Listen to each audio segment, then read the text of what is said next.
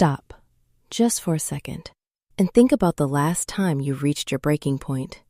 Maybe you were in your kitchen in Chicago, the wind howling outside, and you're trying to get the kids out the door for school. But the shoes aren't on, the cereal is on the floor, and you let it rip. You yelled. We've all been there. But here is the shocking truth. When you yell at your child, you aren't just disciplining them, you are actually rewiring their brain to prioritize fear over learning. Research shows that yelling at your kids can be as harmful as physical hitting in terms of long-term psychological development.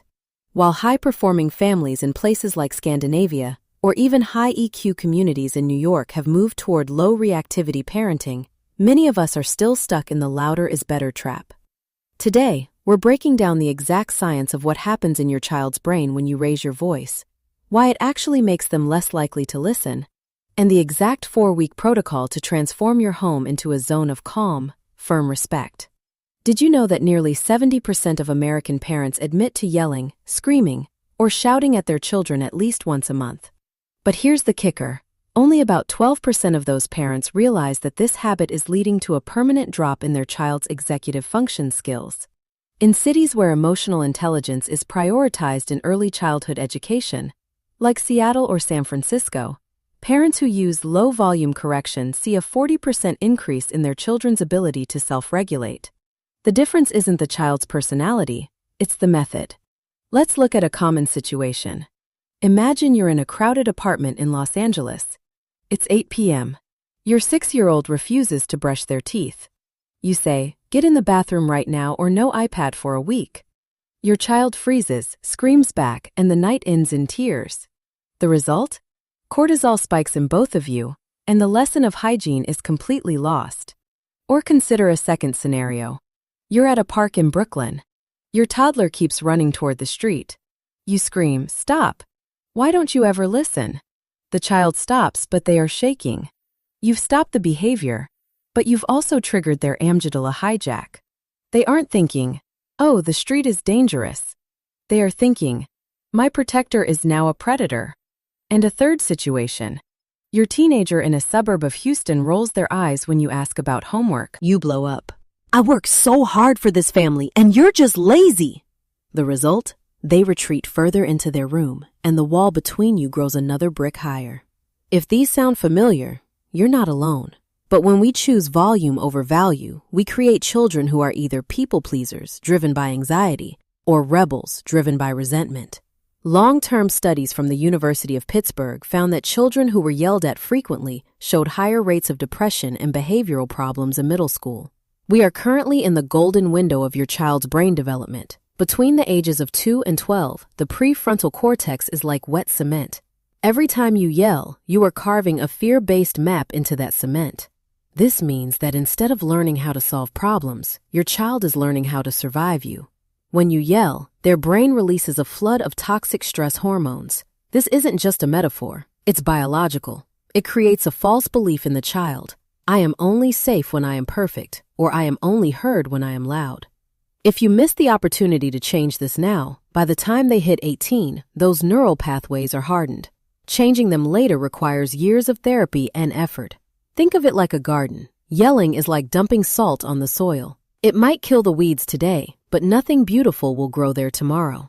This doesn't just affect their behavior at home. It impacts their future career in New York, their marriages in Chicago, and their own parenting one day. So, what is the exclusive solution? In high-performance developmental circles, we call it the C.A.L.M protocol, which stands for Connect, Affect, Limit, and Move. It's based on the interpersonal neurobiology work of Dr. Dan Siegel. The goal isn't to be a pushover, it's to be the anchor. It has 3 core principles. 1. Connection before correction. 2. Low volume, high firmness. 3. Modeling the behavior you want. Most parents focus on the hammer. They say, "I told you to stop." This focuses on the child's failure. The C.A.L.M method focuses on the child's need. Instead of saying, "Clean this mess up now," a calm parent says, "I see you had a lot of fun with the paints, but the floor is now a slipping hazard. Let's get the towels together." The difference is profound. In the wrong way, the parent is an adversary. In the right way, the parent is a leader. Think about it. If your boss at a firm in Chicago screamed at you for a typo, would you feel disciplined or just disrespected? Exactly. The mechanism here is mirror neurons. When you stay calm, your child's brain subconsciously mirrors your calm. When you yell, their brain mirrors your chaos. Cultural research from Harvard shows that in high-cohesion families, respect is earned through consistency, not volume. In a study of 500 families over 10 years, those who used the C.A.L.M method saw a 65% higher rate of pro-social behavior in their children. Let's look at situations 1 through 4. Situation 1. The spilled milk. Wrong. You're so clumsy, look at this mess. Right. Oops, the milk spilled. We need a sponge. Can you help me wipe it up? Result. The child learns accountability instead of shame. Situation 2. The bedtime battle. Wrong.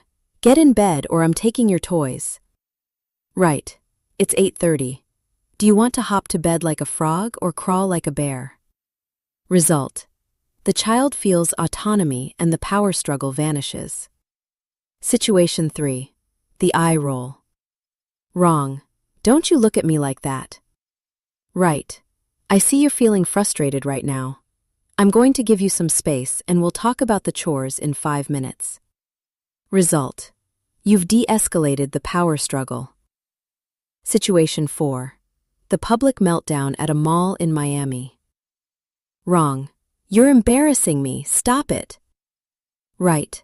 You're having a hard time. Let's go to the car and take some deep breaths together. Result. The child learns emotional regulation. Notice the pattern? You are setting a firm limit without attacking the child's character. The science is undeniable. A landmark study from the University of Michigan followed 900 families for 15 years. Group A parents used verbal aggression, yelling. Group B used positive discipline.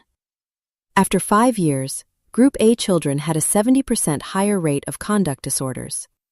Group B had a 60% higher rate of academic excellence. The brain scans of children in Group A actually showed a smaller corpus callosum. That's the part of the brain that connects the two hemispheres. As Dr. Gabor Mate, author of Hold On to Your Kids, says, safety is not the absence of threat, it is the presence of connection. Even the American Academy of Pediatrics issued a policy statement in 2018 warning that verbal abuse, including yelling, triggers the same stress response as physical trauma. So, how do we actually do this? You need a mindset shift. The old belief is, I need to make them feel bad to make them do good. The new belief is, a child who feels good behaves good. This isn't an overnight fix. It takes a 4-week commitment. Week 1 is the observation phase. Your only goal is to stop the automatic yell. Don't even worry about what to say instead. Just catch yourself. When you feel that heat in your chest, that Chicago fire rising up, just walk out of the room. Most people yell 15 times a day without realizing it. By tracking it, you become conscious. You'll feel uncomfortable, like a cravings feeling. That's your brain changing.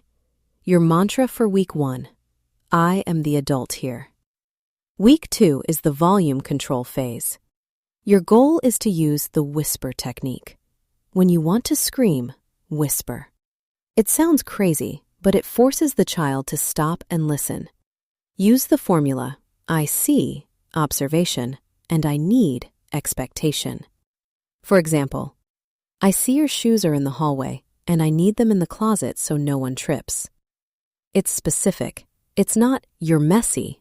It's, the shoes are here. By day 5, you'll notice your child isn't bracing for a hit when you speak. They are actually leaning in to hear you. Your mantra, lower voice, higher impact. Week 3 is the validation phase. This is where you add empathy before the limit. Formula, you really wanted X, and the rule is Y. Example, you really wanted to stay at the park, and the rule is we leave when the sun goes down. This teaches the child that their feelings are valid, even if their actions aren't allowed. You'll see them start to self-validate. Instead of a tantrum, they might say, "I'm sad we're leaving." That is a massive win. Your mantra: all feelings are okay, all behaviors are not. Week 4 is the collaborative phase. This is the master level. Instead of giving orders, ask open questions. Instead of, "Go brush your teeth," ask, "What do we need to do before we can read our bedtime story?" This shifts the control from you to them. They become the problem solver. When they ask, "Can I have a cookie?" don't just say no. Ask, "What did we agree on regarding snacks before dinner?" This forces them to remember the boundary themselves. By the end of this week, you aren't a dictator, you're a coach. Your mantra: I am teaching, not just telling. Integrate this into your daily routine. In the morning, instead of yelling, "Wake up!" go in, rub their back and say, "The sun is up, time to start our day." In the afternoon, if they're fighting over a toy, don't scream, "Stop fighting!" Go over, sit at their level and ask, "How can we make this fair for both of you?" At night, during the witching hour, when everyone is tired, remind yourself, they aren't giving me a hard time, they are having a hard time. This one simple shift, moving from winning the argument to winning the relationship, will transform your home. You'll see fewer power struggles, more laughter, and a child who actually wants to listen because they feel seen. Remember, the problem isn't your child's behavior. It's the stress cycle you're both trapped in. 90% of parents don't know the neurological damage yelling causes. But you do. You have the C.A.L.M protocol. You have the 4-week plan. Start today, right now. The next time you feel the urge to raise your voice, just breathe and whisper. Within a week, you'll see the first shift. Within a month, you'll have a different family. If this helped you, please share it with a parent who's struggling. We're all in this together. I'll see you in the next episode.